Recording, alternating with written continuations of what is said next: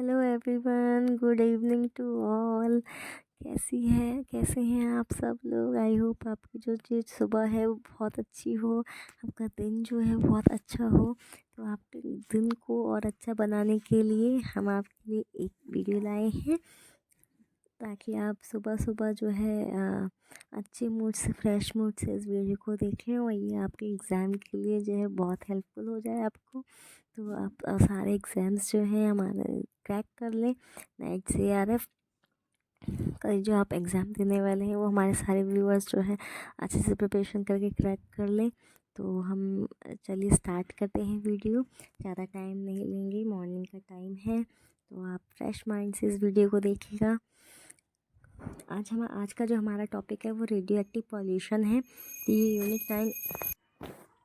Unit 9 हमारा है, जो पीपल एंड एनवायरनमेंट इंटरेक्शन, उसी का ये टॉपिक है, रेडियो एक्टिव पॉल्यूशन। अभी तक हम उस यूनिट के कुछ प्रीवियस ईयर क्वेश्चंस कर रहे थे, बट अब हम जो है छोटे छोटे टॉपिक्स आपके सामने लेके प्रेजेंट हो रहे हैं, ताकि हम उसको जो है आपको अच्छे से एक्सप्लेन कर सकें और उन पॉइंट से भी जो क्वेश्चन आने की जो उम्मीदें हैं वो जो है हम उसको क्लियरफाई कर सकें, ताकि आप जो एग्ज़ाम में किसी तरीके की प्रॉब्लम फेस ना करें। तो चलिए स्टार्ट करते हैं। Radio active pollution.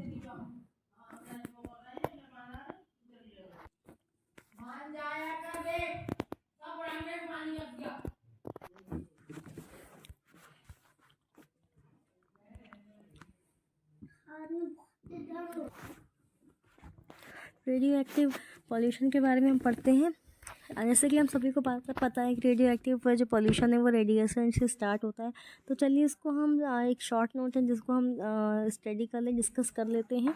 Radiation is defined as the transmission of energy in the form of waves through space or a material medium.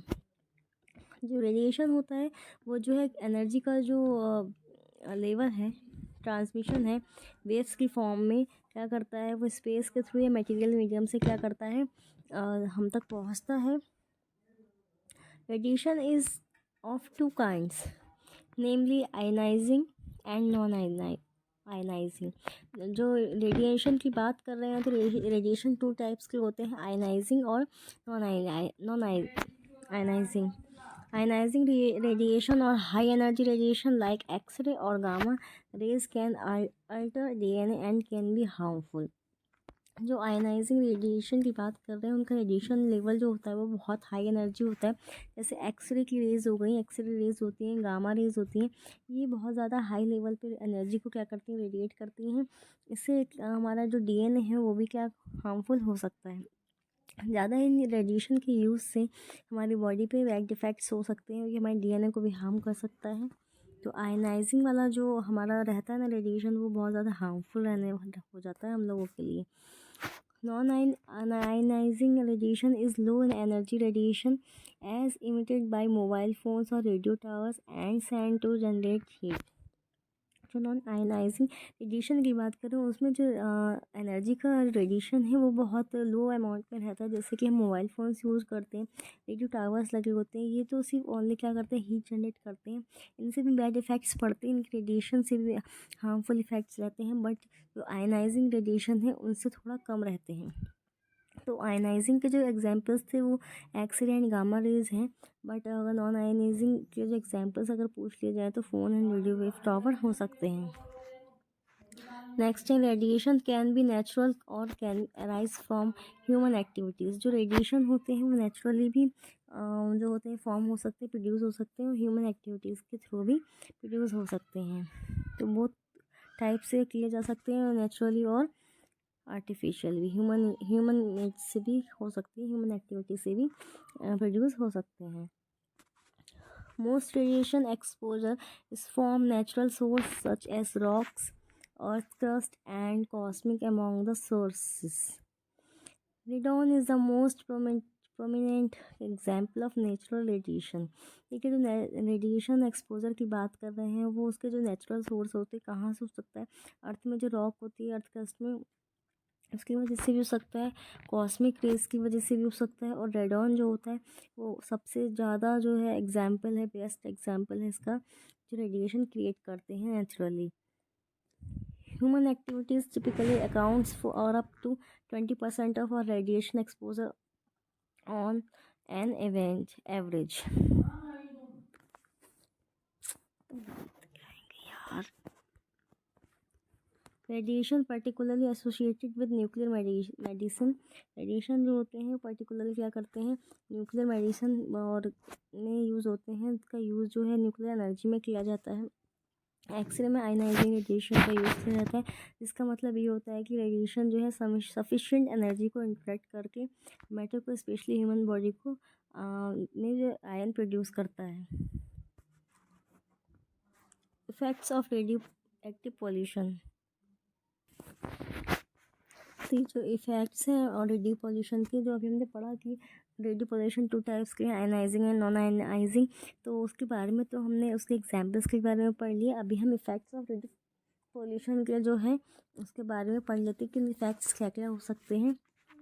Some of the ultraviolet radiation from the sun are considered as ionising radiation and provide a starting point while considering its effects. जो अगर हम बात करते हैं सन से जो UV rays आ रही हैं वो भी क्या होती हैं, रेडिएशन शो करती हैं। उनकी रेडिएशन से भी बहुत सारे इफ़ेक्ट्स होते हैं। ये आयनाइजिंग रेडिएशन की एक फॉर्म है जो यूवी रेज का रेडिएशन है, जो विटामिन डी जो ह्यूमंस तक पहुंचाते हैं। और टू मच एक्सपोजर इनका जो होता है,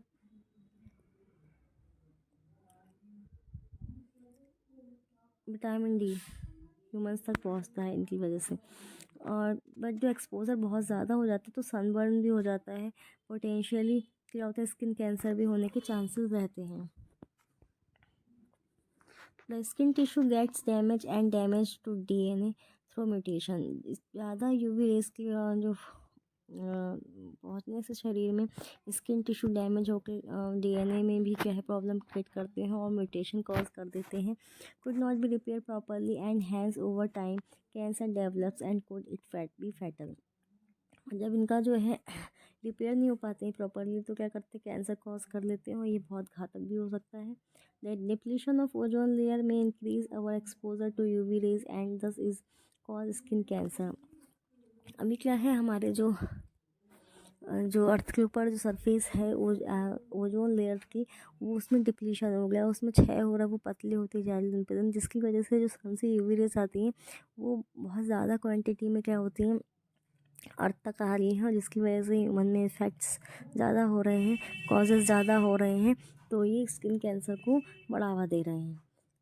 genetic abnormalities occurs in children of parents who had a significant exposure of radiation. तो ये जो स्किन कैंसर है या फिर जो आई इरिटेशन है, जो यूवी रेज या फिर आयनाइजिंग रेज या रेडियो एक्टिव रेडिएशन की वजह से जो भी कॉज हो रहा है, वो जेनेटिकली एबनॉर्मलिटीज शो करता है, जिससे वो क्या होता है उनके चिल्ड्रन में भी जाते हैं पेरेंट्स से।